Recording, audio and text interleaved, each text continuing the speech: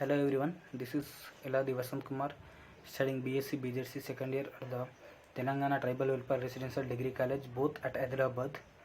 Now I would like to explain about the human digestive system.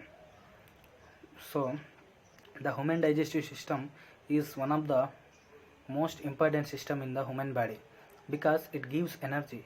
Every human being wants some energy to grow or cell repairings or some perform any other functions like playing, dancing, any other function. Must we want some energy? So let us briefly discuss about the human digestive system. So introduction. The human digestive system. It means the simple definition is breakdown of the food into small components which body can absorb and it is mixed in the circulatory system. So when it mixed in the circulatory system, the circulatory system pass this energy to the cells and cells will helps in the perform to any functions and gives the energy. So this is the digestive system introduction. Okay, the human digestive system. Here I just say no. The process of reducing food into smaller molecules that can be absorbed into the body. It is the digestive system simple definition. Here in this digestive system there are two major part organs are present. So the major organs, first one is mouth, second one is esophagus, third one is stomach, and fourth one is small intestine, and fifth one is large intestine. And accessory organs, this is the another major parts accessory organs. Here first one is liver, second one is gallbladder, and third one is pancreas. These are which release enzymes to perform digestive system. Okay, let us discuss about the one by one. Okay, first of all let us discuss about the first part, the mouth. We know that mouth is the first part in the alimentary canal. So this is known as the entry point of the food. Here in this mouth we see pH level is 7. It means it is neutral. Okay. Here we see teeth, salivary glands are present.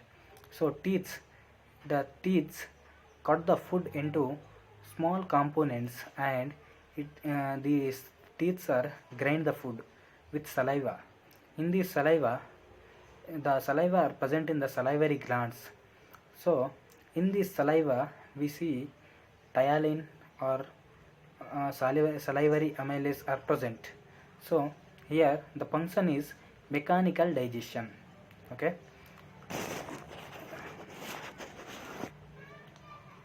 The second part is the esophagus. Esophagus means it is a tube-like structure which is present between the stomach and mouth.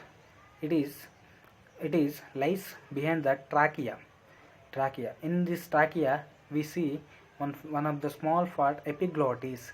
This epiglottis is the main organ which prevent the entering the food into the trachea. It stop the food which is enter into the trachea. So it act as the wall to trachea. Okay. In this esophagus we see sides are contain mucus. So this mucus is support the movement of the food. Okay. Here the next part is esophageal sphincters. These esophageal sphincters are present in the upper side of the stomach and lower side of the stomach, because the lower esophageal sphincter stop the backflow of the food. When the food move into the esophagus into stomach, the stomach sometimes the food try to backflow. The lower esophageal sphincter, it is simply known as LES. So it stop the backflow of the food. Okay. The it next part is stomach. So stomach, we know as the stomach is seen in the J-shaped structure. It is muscular sac. And we see some inner folds. See in the PPT, some inner folds are present in the stomach. So these inner folds are increase the place of the stomach. The function of the stomach, it performs mechanical digestion. Okay, here in this stomach, the which we take food, the food is grinded and came in the form of bolus through the esophagus, and it is mixed with the gastric juices in the stomach. So here we see some juices, gastric juices like HCl, salts, enzymes, water and mucus. These are known as the gastric juices. These juices are mixed with the food. We know that the HCl helps in the breakdown of the food and kill the bacteria. Bacteria the which is entered with the food. Okay, it is called bolus, bolus when mixed up, and it is also known as the chyme. Okay, next we discussed about the enzymes in the stomach. Okay, the enzymes are present in the stomach. These are in acidic environment. HCl secretion. So HCl secretion, HCl kills many microbes and bacteria, and these have pH level is 2, means it is acidic level. So the mucus prevent the stomach digestion itself. And next, pepsin secretion, responsible for initiating the breakdown of proteins. It is responsible for the breakdown of the proteins. It means when we take food, we are taking different components like carbohydrates, proteins and fats. So the pepsin is only responsible for the breakdown of the proteins in the food. Okay, these proteins are hydrolyzed and yield polypeptides. Okay, these pepsin also having pH level is 2. Okay, next, pyloric sphincter. I say just before, there are two types of sphincters. These sphincters are, first one is lower esophageal sphincter and second one is pyloric sphincter. So this sphincter is passes the food to small intestine, and it is present between the stomach end part and small intestine. So it passes the food into the small intestine. Okay, let us briefly discuss about the small intestine. We know that there is 90% of the digestion is occur in the small intestine, and the absorption is mostly occurs in the small intestine.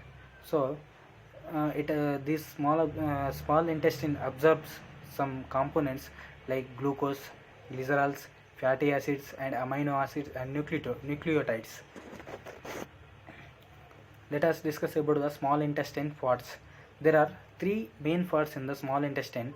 First one is duodenum, second one is jejunum, third one is ileum. So let us discuss about the one by one. First one is duodenum.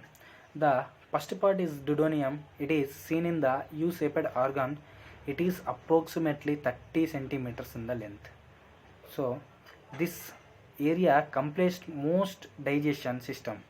Okay, in these enzymes are secreted in the duodenum from pancreas and the gallbladders. The duodenum lined some pores, tissues called villi, and these villi are covered by some finger-like projections. These are called microvilli. Okay, these are increase the rate of absorption. Next one is called jejunum. It is the second part in the small intestine. The jejunum is approximately 2.5 meters long. Although some digestion is completed here, it means some digestion is remaining digestion is complete here. Okay, it has more villis and microvillis, and its role is absorption of nutrients. These microvillis and villis are absorb the nutrients in jejunum. Okay, the third part in the small intestine is ileum. The ileum is approximately 3 meters long, and here fewer villis and microvillis and other two parts are present. These are absorbs here also. These are perform absorption and pushing the waste material into the large intestine. Okay, here see, this is the here we see stomach and duodenum and colon, appendix, rectum.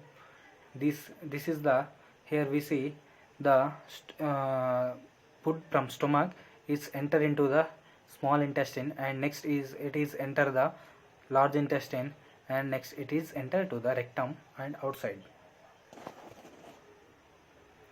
Okay, the functions of the small intestine.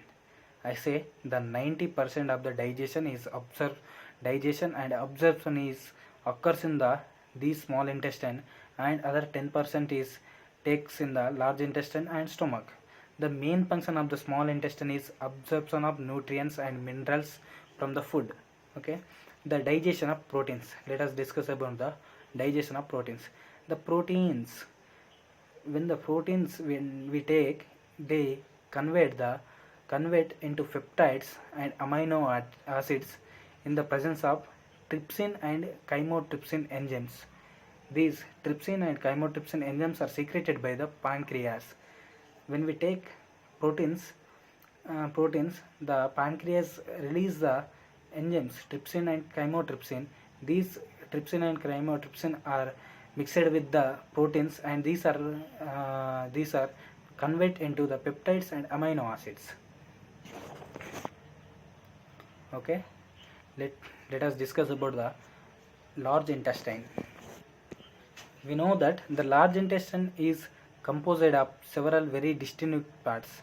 It means cecum, colon, rectum.